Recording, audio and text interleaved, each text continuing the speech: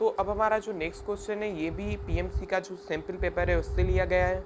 तो इस न्यूमेरिकल के अंदर हमें क्या कह रहा है कि जो कार है वो मूव कर रही है from 15 metre per second to 5 metre per second in 10 seconds. Then average acceleration is A option में 1 मीटर पर सेकेंड स्क्वायर, या B 2 metre per second square, या C 5 metre per second square, या D 10 metre per second square. तो अगर आप इस question को देखें तो इस क्वेश्चन के अंदर हमें एक्सीलरेशन पूछ रहा है। तो एक्सीलरेशन का फार्मूला क्या होता है, a is equal to we f minus we i upon t. तो यहाँ पे जो क्वेश्चन है उसके अंदर हमें जो वी एफ है वो भी मिली हुई है जो कि हमारी 5 मीटर पर सेकेंड, और जो वी आई है वो है 15 अपॉन जो हमारा टाइम है वो कितना हमें दिया हुआ है वो है 10 सेकेंड।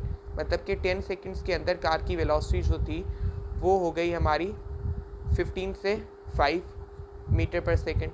तो एक्सीलरेशन हमारी कितनी हो जाएगी, -1 मीटर पर सेकेंड स्क्वायर। मतलब कि जो मैग्नीट्यूड होगा उसका वो कितना होगा, 1 मीटर पर सेकेंड स्क्वायर। और जो ये माइनस साइन है ये इंडिकेट करती है कि जो एक्सीलरेशन है उसका डायरेक्शन बॉडी की मोशन की डायरेक्शन के अपोजिट साइड में होगा, क्योंकि बॉडी की वेलोसिटी कम हो रही है तो जो एक्सीलरेशन होगी वो नेगेटिव एक्सीलरेशन होगी और उसका डायरेक्शन बॉडी की मोशन की डायरेक्शन के अपोजिट डायरेक्शन में होगा। और यहाँ पे जो मैग्नीट्यूड हुआ एक्सीलरेशन का वो हुआ 1 metre per second square, and minus sign show कर रही है acceleration direction is opposite to the motion of the body. तो इसका जो करेक्ट आंसर है वो क्या है, वो है 1 मीटर पर सेकेंड स्क्वायर। तो ये बहुत ही इजी क्वेश्चन था। तो ये जो क्वेश्चन है दूसरा, इसमें हमें कह रहा है कि if a car starts from rest and reaches 20 metre per second velocity in 10 metre distance then acceleration is. हमें क्या कह रहा है कि कार जो थी उसने स्टार्ट किया रेस से।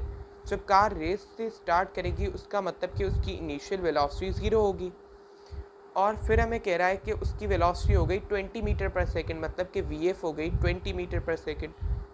अब टाइम नहीं दिया गया, हमें डिस्टेंस बताया गया है कि इतना डिस्टेंस कार ने ट्रैवल किया तो उसकी वेलोसिटी में ये चेंज आई। तो वो कितना है, वो है 10 मीटर। तो डिस्टेंस हो गया हमारा 10 मीटर, और हमें एक्सीलरेशन हमसे डिमांड कर रहा है। तो सीधी सी बात है, जब जो डेटा हमें क्वेश्चन में दी गई है आप जब उसको पढ़ेंगे तो आपको पता चल जाएगा कि कौन सा फार्मूला यहाँ पे यूज़ करना चाहिए।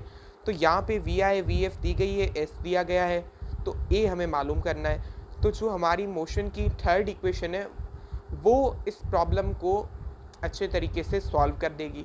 तो वो कौन सी है, वो है 2as is equal to V F square minus we I square. ये हमारी मोशन की थर्ड इक्वेशन है। तो इसके अंदर वो सारे पैरामीटर्स मौजूद हैं जो कि हमें क्वेश्चन में दिए गए हैं, और एक्सीलरेशन जो है वो इसके इजीली मालूम कर सकते हैं। तो यहाँ पे अगर ए की हम बात करें तो वो इक्वल हो जाएगा v F square minus we I square upon 2s के।